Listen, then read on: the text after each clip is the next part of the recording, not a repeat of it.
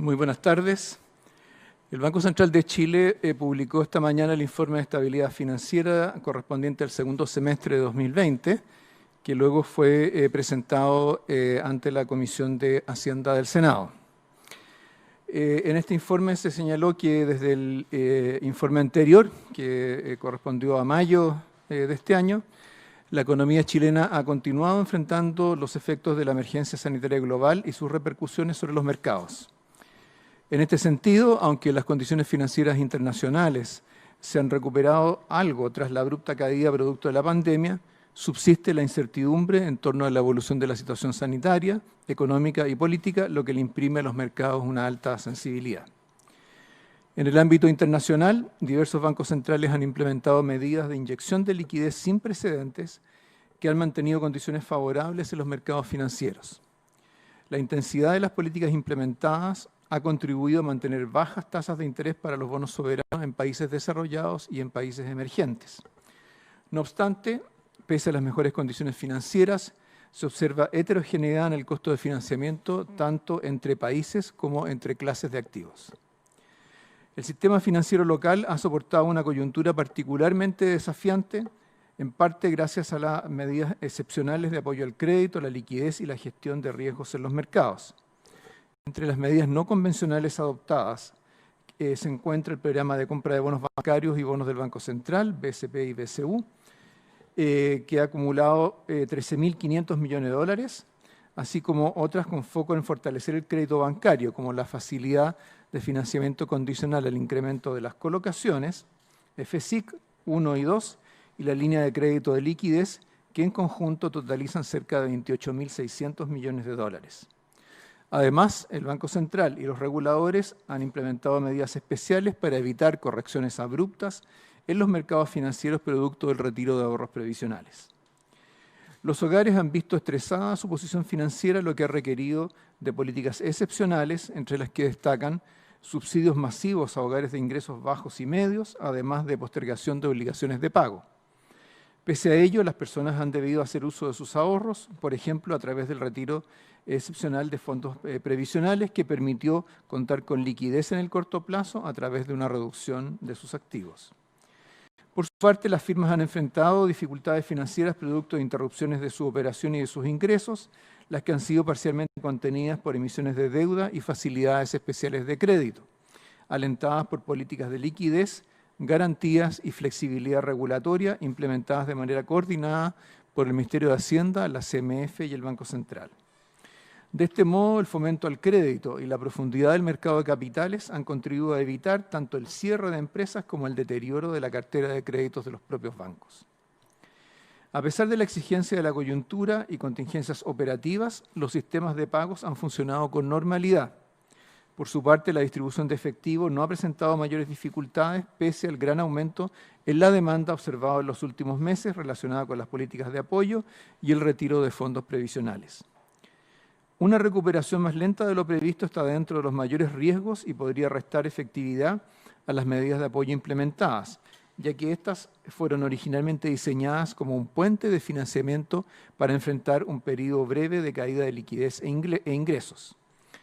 A lo anterior se suman factores propios de la economía local, asociados a reformas legales que podrían afectar a entidades financieras y o amplificar potenciales reversiones de apetito por riesgo global. Son de especial atención las modificaciones del marco regulatorio o exigencias legales inadecuadamente calibradas sobre instituciones financieras que afecten la liquidez y solvencia de oferentes de crédito o inversionistas institucionales o que provoquen disrupciones en el flujo de crédito o en la intermediación de recursos en la economía, justo cuando éstas se pueden hacer más necesarias para apoyar la recuperación. Finalmente, la respuesta de política ha requerido adaptar el marco regulatorio vigente para enfrentar la emergencia sanitaria y generar espacio para enfrentar contingencias futuras. En el caso del Banco Central de Chile, los espacios de acción ganados a través de la contratación de la línea de crédito flexible con el Fondo Monetario y otros mecanismos de liquidez en moneda extranjera, así como la reforma constitucional que le permite comprar bonos emitidos por el fisco en el mercado secundario, son útiles para enfrentar ciertos shocks con carácter transitorio, pero no pueden contener ajustes permanentes o estructurales en la economía ni incidir sobre los efectos de largo plazo de algunas medidas. Es así como en el actual escenario la cooperación y el diálogo entre los responsables de políticas públicas, ejecutivos, reguladores, Banco Central y Congreso Nacional, es especialmente relevante y determinará la capacidad del país para recuperarse de la coyuntura económica más difícil en muchas décadas.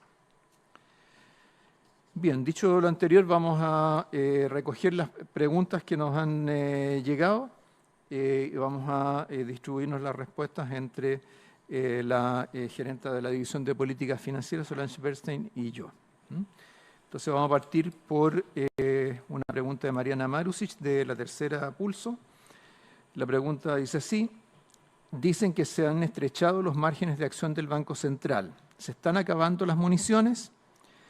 Bueno, primero es importante aclarar que lo que señala el informe de estabilidad financiera no es que se acaben las municiones del Banco Central. Lo que señala es que la capacidad, los márgenes de ajuste de la economía, expresado por la capacidad de adaptación de distintos agentes económicos, distintos mercados, se ha ido reduciendo en el tiempo a medida que se han ido usando holguras que se acumularon a través de los años para poder enfrentar este tipo de emergencia.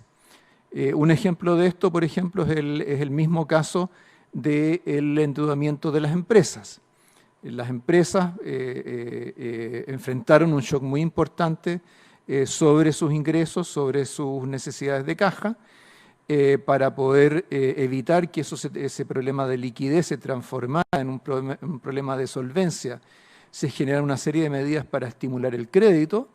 El crédito ha estado fluyendo, las empresas han tomado ese crédito, pero por supuesto las empresas no pueden tomar crédito de manera ilimitada y por lo tanto tienen que ser capaces de evaluar su sostenibilidad y capacidad de pago en el futuro. Del mismo modo también se han usado ahorros, el fisco ha usado ahorros en sus fondos soberanos, ha emitido deuda, los bancos han utilizado su liquidez, es decir, hay un conjunto de holguras que han ido siendo aplicadas correcta, adecuadamente, oportunamente para enfrentar esta coyuntura, pero por supuesto esos márgenes, los márgenes que permitían esas holguras, no son los mismos hoy día que lo que eran en marzo pasado. Es a esto a lo que se refiere el informe. El Banco Central tiene capacidad para actuar, tiene instrumentos para hacerlo, lo seguirá haciendo y en la medida de que así lo demande la situación de la economía, pero la respuesta de la economía frente a ese tipo de estímulos y ese tipo de medidas puede ir siendo diferente con el paso del tiempo y a medida que estas holguras se van ocupando. Lo otro que señala el informe también, que está más específicamente referido a las medidas del Banco Central, es que en general el instrumental con que el banco cuenta es un instrumental que es adecuado para responder a movimientos de mercado de corto plazo, movimientos de carácter transitorio, y a través de su instrumental el Banco Central tiene la capacidad para limitar la disrupción que eso genere sobre los mercados y facilitar el ajuste. Sin embargo, la capacidad del Banco Central para contener cambios que son más permanentes, más estructurales o de largo plazo es mucho más limitada porque no es parte del ámbito de acción del banco. Entonces para ponerlo en breve, entonces los márgenes de acción del Banco Central con el instrumental y facultades con que cuenta en el ámbito en el cual éste puede actuar, que es el de corto plazo, no ha cambiado significativamente, pero la capacidad de respuesta de la economía sí lo ha hecho y, al igual hoy día que antes, la capacidad para incidir sobre factores o cambios de más largo plazo, de más largo aliento o más estructurales, es también mucho más limitada. Segunda pregunta de Mariana, que luego se recoge también en algunas de las otras preguntas de los otros periodistas. Dice: ¿se están preparando para un segundo retiro del 10%? Dijo en la Cámara de Diputados que un segundo retiro aumenta el efecto potencialmente disruptivo sobre los mercados financieros al requerir liquidación de activos con mayor presencia local. Eso significa que tendrían que usar más municiones que en comparación al primer retiro. ¿Por qué? Junto con esto, hay otra pregunta. A ver, déjeme ver.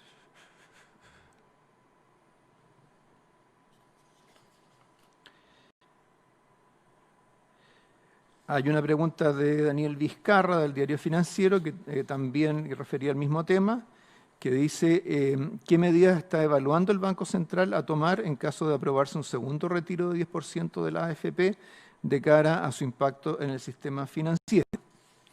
Entonces, respecto del tema de un eventual segundo retiro, el Banco Central, el enfoque que tiene al respecto es fundamentalmente a partir de su mandato de velar o contribuir a la estabilidad financiera. Y por lo tanto lo que tendría que evaluar es, dependiendo de las características de lo que pueda ser aprobado por el Congreso, qué efectos podría tener sobre el mercado financiero en el corto plazo que pudiera requerir algún tipo de intervención del banco. Como todavía queda una parte importante de tramitación de esta iniciativa no está aprobada, nosotros no vamos a anticipar ni vamos a especular sobre lo que haría el banco. Nosotros nos tomamos bien en serio nuestro compromiso de no interferir en el proceso legislativo. Nosotros damos antecedentes cuando nos preguntan, como lo hicimos en la Comisión de Constitución de la Cámara de Diputados, lo volveremos a hacer si nos vuelven a preguntar, pero en términos de anticipar medidas específicas, eso es algo que corresponde a una etapa distinta de la actual. Ahora, ¿por qué eso es así? Porque un eventual segundo retiro de fondos de pensiones no es una repetición necesariamente mecánica del primero, porque como se señaló en esa oportunidad en la Cámara, el perfil de los afiliados que eventualmente podrían hacer ese retiro es distinto, lo harían luego de haber hecho un retiro anterior, por lo tanto muchas de sus decisiones van a ser diferentes, y del lado de las administradoras de fondos de pensiones, hoy día el portafolio que esas administradoras tienen es distinto del que tenían antes del primer retiro, dado que ha habido una liquidación importante de activos en la economía, equivalente a alrededor de algo más de 6% del producto. Entonces, una diferencia importante. Tercera pregunta de Mariana Marusic. Hoy dijo en el Senado, evitemos gastarnos las holguras que nos quedan en usos que después nos van a dejar sin capacidad de respuesta ante un shock externo derivado de la pandemia mayor. ¿En qué hay que evitar gastar las holguras que quedan? ¿En el nuevo retiro del 10%? ¿Qué es lo que quiso decir? Entonces, aquí lo que estamos diciendo es que una prolongación del escenario de la pandemia más allá de lo estimado, no estamos hablando del escenario actual, previsible, sino que una situación más estresada, diríamos, en términos del análisis del informe de estabilidad financiera, va a significar, ¿cierto?, una mayor demanda sobre el sistema financiero. Posiblemente, ¿cierto?, se requiera liquidez, se requiera mantener abierto el canal del crédito. Entonces es importante que aquello que hoy día está alimentando ese canal de crédito siga estando disponible. Para eso los bancos tienen que tener liquidez, tienen que ser capaces de manejar el riesgo, tienen que tener capital. Entonces, a lo que hacíamos referencia en esta cita que hace Mariana, es al hecho de que tratemos de evitar medidas que eventualmente consuman la liquidez de los bancos, consuman el capital o dificulten su manejo de riesgo, que lleve a los bancos y al sistema financiero a abandonar el rol contracíclico que ha jugado hasta ahora, que ha sido muy positivo, y entre la dinámica de un comportamiento procíclico, que es lo que se ha dado muchas veces en las crisis económicas y que no quisiéramos enfrentar. Cuarta pregunta y final de Mariana. Hay alarma en el endeudamiento de las familias. El endeudamiento de las familias, mirado exclusivamente desde el punto de vista de la deuda, no ha tenido un incremento significativo.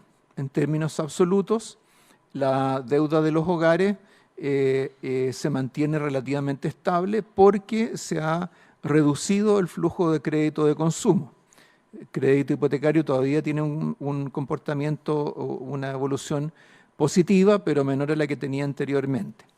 Entonces, cuando vemos las cuentas nacionales o vemos algunos indicadores de endeudamiento de los hogares, cuando lo relacionamos con el producto, aparece de todas maneras un incremento, pero tiene que ver con el hecho de que el producto ha caído, más que por el hecho de que la deuda esté creciendo.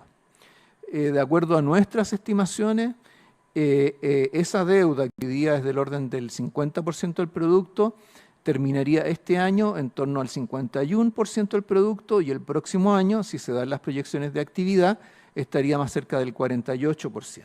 Entonces, por el lado del endeudamiento no ha habido un incremento importante.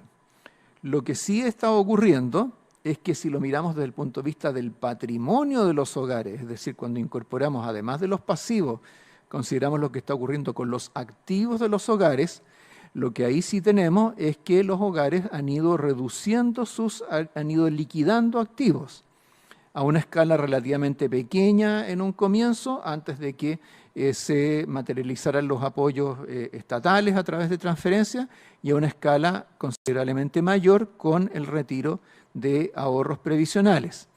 Entonces, más que estarse produciendo un incremento de la deuda, lo que está ocurriendo es que está disminuyendo el ahorro, y al disminuir el ahorro está disminuyendo el patrimonio de los hogares. Si antes nos preocupábamos porque aumentaba la deuda, creo que hoy día también nos deberíamos preocupar porque bajan los activos y bajan los ahorros de los hogares. Que creo que las dos cosas están absolutamente ligadas. Entonces, hay más novedades por el lado de los activos que por el lado de los pasivos para los hogares. Luego Daniela Herrera, de CNN Chile, pregunta: en el informe de estabilidad financiera se plantea que el retiro del 10% provocó en lo inmediato una disminución en el endeudamiento de algunas personas, menor morosidad y aumento de la demanda interna. ¿Cuáles son los riesgos a largo plazo y cómo ven el eventual segundo retiro de los fondos de pensiones? Aquí tenemos que señalar que como el primer retiro es todavía relativamente reciente, porque fue legislado recién a finales de julio, me parece, entonces todavía no sabemos cuál va a ser la distribución definitiva de los recursos que las personas retiraron. Lo que sí sabemos es que hay una proporción importante, del orden del 15% de los fondos retirados, que se ocuparon en pagar deudas.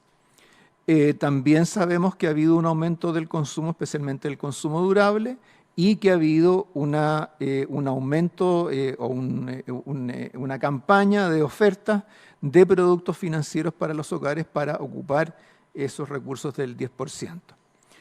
Entonces, desde un punto de vista macroeconómico, lo que va a ser relevante aquí es, al final, cómo se va a distribuir el retiro del 10% entre operaciones de carácter financiero, es decir, pago de deuda, inversiones, depósitos, etcétera, vis a vis consumo. El supuesto que hizo el Banco Central cuando proyectó la actividad para la segunda mitad de este año, y que está reportado en el IPOM de septiembre, es que aproximadamente la mitad del retiro de los fondos se destinaría a consumo, y de esa fracción la mayor parte correspondería a consumo de bienes y consumo durable. Los datos que han ido fluyendo parecen ratificar o confirmar esa estimación. Entonces, los riesgos a largo plazo, tienen que ver con el hecho de que se está consumiendo una parte del ahorro de los hogares, que es parte del ahorro doméstico, que financia la inversión, y la inversión, ¿cierto?, determina la capacidad de crecimiento de la economía. Entonces, en la medida de que haya una caída importante del ahorro doméstico, como producto del primer retiro de fondos o de un eventual segundo, o que eventualmente se incremente con un eventual segundo retiro de fondos, lo que va a pasar es que se pueden dar tres tipos de escenarios, ¿cierto? Uno es que haya algún otro actor doméstico que aumente el ahorro, ¿no? Hoy día parece poco probable que el gobierno vaya a aumentar el ahorro, porque en este momento el gobierno tiene un déficit importante y tiene un plan a mediano plazo para ir reduciendo ese déficit, pero no para transformarlo en un superávit o en ahorro público significativo. Lo otro que puede ocurrir es que se mantenga la inversión, pero se financie con ahorro externo. El ahorro externo es la contrapartida del déficit en cuenta corriente de balanza de pago, ¿no? Eso quiere decir entonces que nuestra economía tendría que funcionar con un déficit en cuenta corriente mayor al que ha tenido durante los últimos años, y eso nos va a hacer más dependiente del financiamiento externo, va a debilitar a nuestra moneda y por lo tanto va a tener efectos cambiarios. Y lo tercero que puede ocurrir es que no aumente ninguno de los otros componentes de ahorro y sea la inversión la que se vea reducida, y al reducirse la inversión se reducirá la capacidad de crecimiento de la economía. Eso es la dimensión macroeconómica de este fenómeno.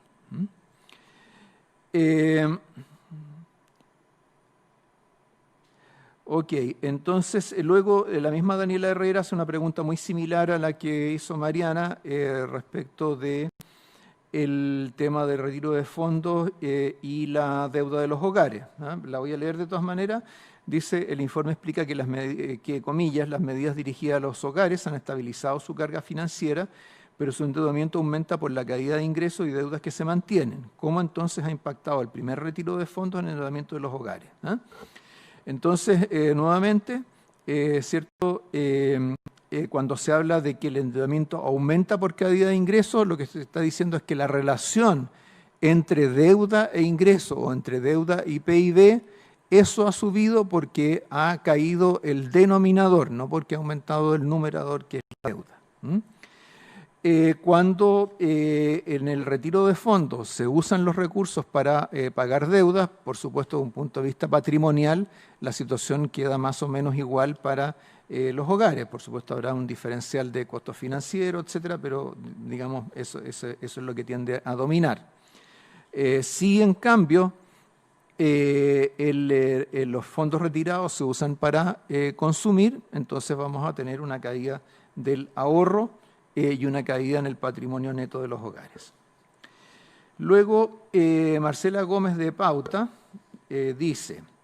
pregunta, al presentar el IEF ante la Comisión de Hacienda, el presidente del Banco Central reiteró el impacto adverso de los cambios masivos de fondos de afiliados que siguen recomendaciones de asesores no regulados.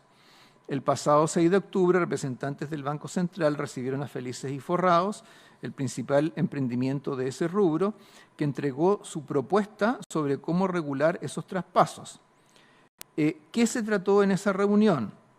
El efecto que estos cambios masivos está teniendo los precios de los activos, como advierte el IEF, ¿constituye un riesgo para la estabilidad financiera?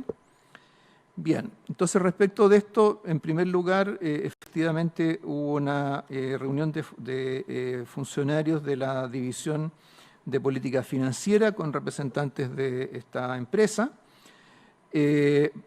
Tal como se señala aquí en esta pregunta, lo que ellos plantearon fue establecer una suerte de mesa a través de la cual el Banco Central tendría que ponerse de acuerdo con estos asesores en relación a las recomendaciones que ellos efectúan sobre traspasos de fondos. La respuesta del banco fue que tratándose de una institución responsable de la estabilidad financiera y que tiene algunas funciones de supervisión, no corresponde que el Banco Central establezca mesas de diálogo o de negociación de carácter privado con actores del sistema, ¿no? Por lo tanto, la relación entre un regulador y un regulado se establece a través de las facultades que le entrega la ley, la emisión de regulaciones y las decisiones del regulador. no solamente el Banco Central, sino que las otras instituciones que actúan en este plano. Es decir, los reguladores, como una cuestión general, no están ahí para ponerse de acuerdo con los regulados, sino que para generar las regulaciones que requiere el funcionamiento adecuado de los mercados y que garantizan, ¿cierto?, el buen funcionamiento de estos. De manera que no hubo mayor... eso es básicamente lo que se trató en esa reunión. Ahora, en cuanto al efecto que tienen los cambios masivos sobre los precios de activos, lo que hace notar el informe es que en el último, un poco más de un año y 15 días, si mal no recuerdo, se han emitido 25 recomendaciones de cambios de fondo. Solo en los últimos 10 días se han emitido 3 recomendaciones distintas de cambios de fondo. Cada vez que se produce, ¿cierto?, que se emite una de estas recomendaciones y muchos afiliados se cambian de un fondo a otro en distintas proporciones, significa, ¿cierto?, que los administradores de los fondos tienen que vender y comprar activos para adecuarse a los requerimientos que tienen las distintas carteras del sistema multifondo. Entonces, ahora, como eso significa, por lo tanto, cambiar activos externos por activos domésticos, renta fija por renta variable, activos más líquidos y activos más ilíquidos, la verdad es que el efecto que esta multiplicidad o esta enorme frecuencia de cambio involucra para el funcionamiento del sistema no es muy evidente en qué lo puede beneficiar. Más aún, hoy en día, hasta hace algún tiempo atrás, en Chile los fondos de pensiones actuaban en buena medida como amortiguador de los cambios en los flujos de capitales que llegaban, los flujos de capitales de no residentes a nuestra economía. Desgraciadamente, con este aumento de las recomendaciones de cambios de fondos, esa capacidad para amortiguar ha ido desapareciendo y muchas veces, en realidad, los cambios de fondos de los afiliados han incrementado el efecto de los flujos de capitales de no residentes. Es decir, se ha ido transformando de un elemento estabilizador en el mercado financiero en episodios en los cuales se contribuye a una menor estabilidad de los mercados financieros, incluyendo, entre otras cosas, el tipo de cambio y otras variables de precio. Y además obliga también a las administradoras de fondos de pensiones a mantener una mayor proporción de activos líquidos que tienen una menor rentabilidad y por esa vía se reduce el retorno de todos los fondos de pensiones del sistema. Eso es básicamente lo que ha ido ocurriendo. Me parece que había alguna otra pregunta similar.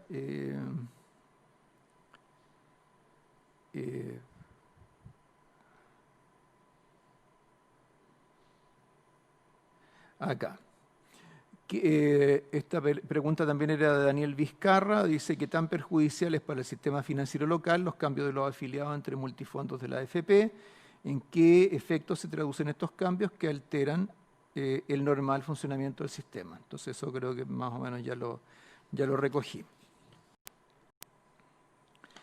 Luego, Marcela Gómez de Pauta también pregunta.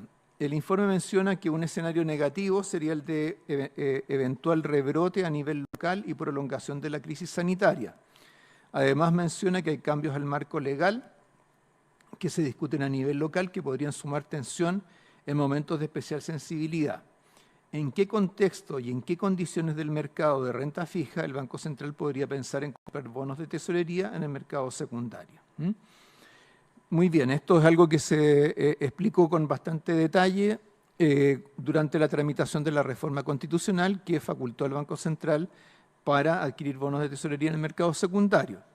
Y allí lo que se señaló fue que nuestra manera de entender la estabilidad financiera es actuar de manera preventiva. Es decir, no es necesario esperar a que haya una institución financiera en problemas para que ésta sea intervenida o sea apoyada. Lo que corresponde más bien es actuar de manera anticipada cuando uno comienza a ver ciertas señales de tensión en los mercados. ¿De qué señales de tensión estamos hablando? Grados excesivos de volatilidad en los precios, problemas en el propio proceso de formación de precios, precios que se apartan de sus determinantes fundamentales, cambios abruptos en la composición de carteras derivados de cambios en las percepciones de riesgo en la economía. Ese es el tipo de escenario en los cuales el banco recurriría a esta facultad. A este respecto, también Daniel Vizcarra también tiene una pregunta relacionada con eso, que es ¿cuál sería la forma en que el Banco Central operará la compra de bonos en el mercado secundario? También lo que señalamos durante la tramitación de esta reforma constitucional es que para este efecto tendría que haber un acuerdo del Consejo con una mayoría de al menos 4 de sus 5 integrantes, que establecería en primer lugar, invocaría la razón de riesgos para la estabilidad financiera que justifica adoptar la medida y luego establecería los parámetros dentro de los cuales ejercería esta facultad, indicando el tipo de instrumento, el tipo de bonos, el marco financiero con el que operaría, el marco temporal y la modalidad específica de adquisición de estos bonos dentro de las alternativas de las que dispone el Banco Central. Ok.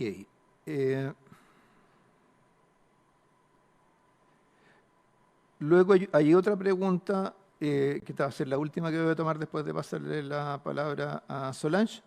Dice, ¿el sistema financiero está preparado para enfrentar los efectos económicos de una segunda ola de contagios, tal como la que está sucediendo en Europa?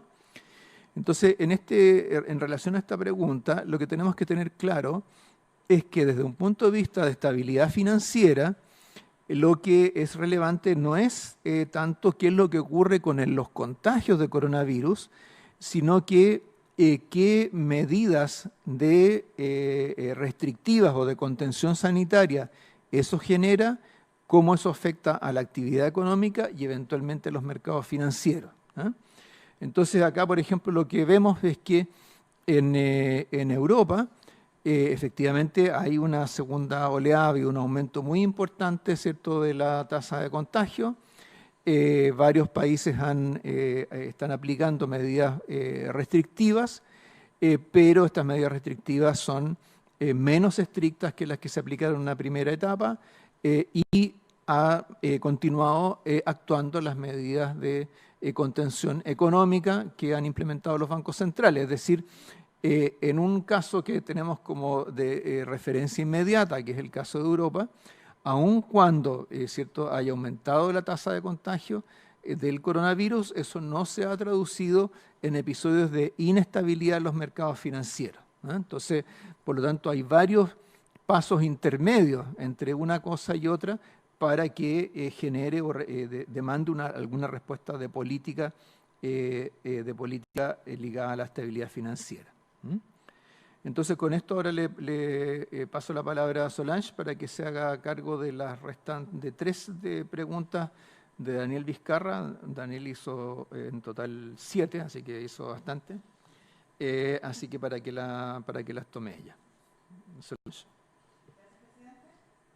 Para las preguntas de Daniel, voy a tomar la pregunta primero que dice: ¿qué implicancias tiene para los deudores chilenos que no exista un sistema de deuda consolidada? Bueno, este es un tema que hemos abordado en los informes de estabilidad financiera desde hace bastante tiempo y de hecho han habido distintas iniciativas legales que justamente apuntan a hacerse cargo de esta brecha que tenemos hoy día en el sistema financiero chileno, donde no se cuenta con un registro consolidado de deuda. En este sentido, respecto de los deudores o quienes potencialmente podrían tener una relación con una institución financiera para obtener un crédito, al no existir un registro consolidado de deuda que tenga información positiva del pago de los compromisos financieros de las personas, eso limita la capacidad de hacer gestión de riesgo de quienes son oferentes de crédito. Y por lo tanto, al establecer las tasas de interés, el cobro de intereses a las distintas personas, resulta que deben cobrar una tasa que corresponde al riesgo promedio de un cliente. Y sin entonces tener la posibilidad de beneficiar a aquellos clientes que tienen un mejor comportamiento de pago a través de menores costos de financiamiento, lo cual limita de alguna manera el acceso a crédito de personas con buen comportamiento de pago. Por lo tanto, hemos considerado que es un avance importante el poder contar con un registro consolidado, como resulta ser en otros países donde sí existen este tipo de sistemas de deuda consolidada, que creemos que entonces daría mejor acceso y facilitaría entonces la gestión de riesgo también para las oferentes de crédito y resultaría en mejores condiciones básicamente de financiamiento y mejor acceso para los deudores que tienen buen comportamiento de pago. La segunda pregunta que hace Daniel, la segunda entre varias, ¿qué efectos puede tener para el sistema un eventual, entre comillas, retiro de rentas vitalicias? En el caso del retiro de 10%, también hay algunas indicaciones que hacen referencia a un pseudo retiro para el caso de rentas vitalicias y justamente lo ponemos entre comillas o hablamos de un pseudo retiro, porque en el caso de las rentas vitalicias es importante notar que el afiliado al momento de pensionarse asume un compromiso con una compañía de seguro y por lo tanto se traduce esto en un traspaso de los fondos hacia la compañía de seguro, ya que se compra un flujo de ingresos de por vida, que es lo que la compañía de seguro se compromete a entregar al afiliado una vez pensionado. Por lo tanto, los fondos son traspasados, la propiedad de los fondos es traspasada porque se paga un precio que tiene como servicio, digamos, respecto de ese precio, este flujo de pensión futura. En ese sentido, las compañías de seguro, tal como lo mencionamos cuando se invitó al Banco Central a la Comisión de Constitución de la Cámara de Diputados, en el caso de las compañías de seguro, en general tienen instrumentos menos líquidos que los fondos de pensiones y por lo tanto esto puede tener algún grado de dificultad entonces para generar la liquidez sin que esto implique disrupción en ciertos mercados donde habría que liquidar instrumentos financieros. Por lo tanto es un tema también, al igual que en el caso de los retiros de los fondos, pero a lo mejor con algo más de complejidad al ser activos menos líquidos, pero también es un menor volumen, por otro lado, es importante notar, más allá de la liquidación de fondos propiamente tal, el que se estarían alterando contratos suscritos entre privados. Y este es un tema también que se mencionó cuando se hizo la presentación en la Cámara de Diputados, ya que entonces se introduciría cierta incerteza jurídica, que podría tener entonces efectos negativos sobre el sistema financiero, y que es más allá, digamos, de lo que podría ser el impacto sobre los balances de las compañías de seguro. Entonces, ese es un tema que se presentó en aquella oportunidad, se comentó en la Cámara. Respecto de la última pregunta, ¿qué le parece que el Ministerio de Hacienda haya incluido al Banco Central para normar las tasas de intercambio? Aquí notar que este es un tema que también ha sido abordado en el informe de estabilidad financiera, incluso con un recuadro en una oportunidad, ya que el normal funcionamiento de los pagos es parte de justamente el mandato del Banco Central. Y en ese sentido es parte de nuestras preocupaciones el que el mercado de pagos funcione de manera eficiente. Ahora, como digo, el normal funcionamiento de los pagos es lo que está dentro del mandato. Hay otros ámbitos, como por ejemplo los temas de competencia que escapan al mandato del banco, la competencia en este mercado. Por lo tanto, en el caso de la fijación de tasas de intercambio, que justamente es uno de los parámetros bajo los cuales funciona el sistema de pagos minorista, es un parámetro importante para su buen funcionamiento, pero no solo dice relación con el normal funcionamiento de los pagos, sino que también hay otras consideraciones que tener a la vista al momento de fijar estas tasas. En ese sentido, respecto del rol del Banco Central en la potencial fijación de estas tasas tendría que ver justamente con resguardar el normal funcionamiento de los pagos. En ese sentido, destacar que en el recuadro que se presentó hace algún tiempo atrás, donde se explicaba la normativa que hace posible el avanzar hacia un modelo de 4 partes en Chile, ya que es un modelo que hoy día no está comenzando a operar, pero no era la forma en la que operaba el sistema de pagos en Chile. Recordar entonces que un sistema de 4 partes lo que hace es que separa a emisores de adquirentes. Los emisores son los bancos, las instituciones financieras, cooperativas, etcétera, y el adquirente, en el caso de Chile, el más grande es Transbank, pero hoy día el modelo 4 partes implicaría separar totalmente a estos 2 tipos de entidades. Y eso ha tenido ciertas dificultades en avanzar, ciertas fricciones, y por eso hoy día se está proponiendo eventualmente normar las tasas de intercambio como se hace en otros países. Y respecto al rol del banco, sería efectivamente, en cualquier caso, un rol que tuviese relación con su mandato. Eso.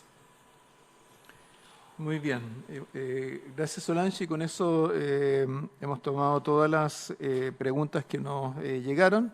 Les agradecemos a los periodistas que las formularon y con eso entonces daríamos por concluida esta conferencia de prensa virtual, una vez más esperando que la siguiente pueda ser presencial. Muy buenas tardes.